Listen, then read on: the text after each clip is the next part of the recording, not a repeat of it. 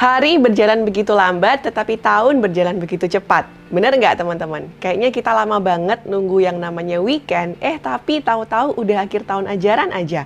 Tahu-tahu udah tahun baru aja, ya kan? Memang kita yang namanya manusia suka sekali dengan yang namanya kebiasaan. Sebenarnya hidup kita dipenuhi dengan kebiasaan-kebiasaan, mulai dari bangun pagi sampai kita balik tidur di malam hari.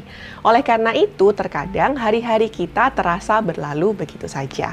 Nah, di video kali ini kita akan bahas lagi yang namanya reflective practice, karena kita mau kita sebagai guru dan juga anak-anak bukan saja melewati tahun ajaran, tetapi bisa dengan benar-benar memetik pelajaran di tahun ajaran kemarin dan mengaplikasikannya untuk tahun ajaran yang lebih baik. Tapi tentu saja sebelum kita mengajarkan kepada anak-anak, kita sebagai guru dan orang tua harus sudah melakukan reflective practice terlebih dahulu. Buat teman-teman guru yang cek video saya sebelumnya tentang 4 reflective questions untuk guru di kelas. So, gimana ya praktiknya buat anak-anak? Salah satu metode yang kita bisa gunakan adalah Gibbs Reflective Cycle. Apa dan bagaimana menggunakannya? Let's check out the video.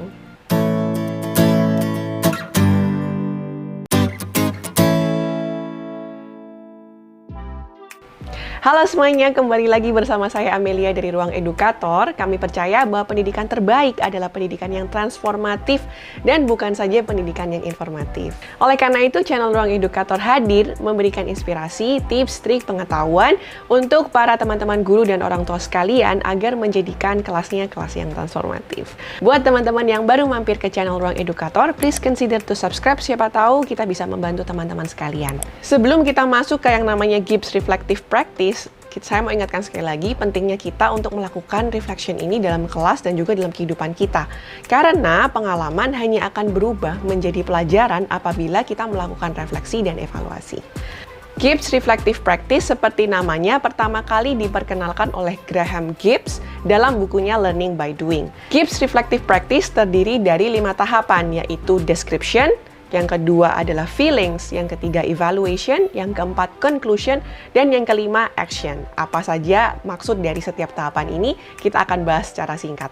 Yang pertama, description. Ajak anak-anak dan juga kita sendiri, tentu saja sebagai seorang guru, untuk mendeskripsikan apa saja yang telah terjadi selama tahun ajaran ini.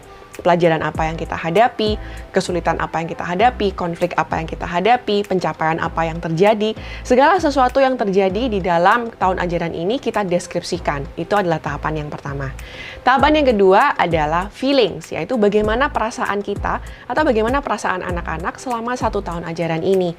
Apakah mereka mengalami penurunan motivasi, apakah mereka mengalami peningkatan motivasi, apakah mereka merasa sedih, merasa bahagia, pengalaman-pengalaman atau emosi-emosi apa saja yang terjadi dalam kehidupan anak-anak. Dan perlu diingat ya Bapak Ibu Guru bahwa kita tidak memberikan komentar terhadap emosi mereka. Kita nggak boleh mengatakan bahwa harusnya kamu tidak merasa seperti itu.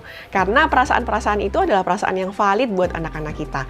Ajarkan mereka mengekspresikannya, meng-acknowledge perasaan yang terjadi dalam diri mereka, dan kemudian memikirkan mengapa mereka merasa seperti itu. Tahapan yang ketiga adalah evaluasi. Pada tahapan ini, anak melihat apa yang terjadi dan apa yang mereka rasakan dari sudut pandang orang ketiga. Mereka melihatnya dengan kacamata yang lebih objektif dan kemudian melakukan evaluasi mengapa satu hal berjalan dengan baik dan mengapa hal yang lain tidak berjalan dengan baik. Misalnya, mereka mengalami peningkatan pada nilai matematika. Apa yang membuat mereka bisa meningkat pada pelajaran tersebut? Atau mereka mengalami yang namanya penurunan motivasi. Nah, ajak mereka untuk mengevaluasi apa yang menyebabkan penurunan motivasi mereka. Jadi inilah proses evaluasi di mana mereka menganalisa situasi yang ada, kemudian melihat apa yang sebenarnya menjadi penyebab dan apa yang sebenarnya menjadi akibat dari kejadian tersebut.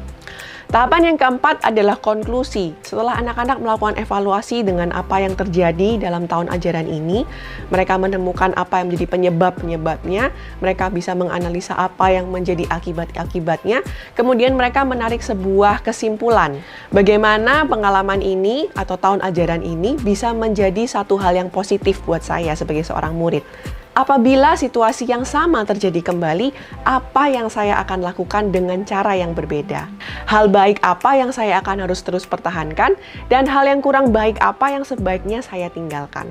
Pada tahapan ini, anak datang dengan pembelajaran-pembelajaran yang mereka temukan di tahun ajaran ini.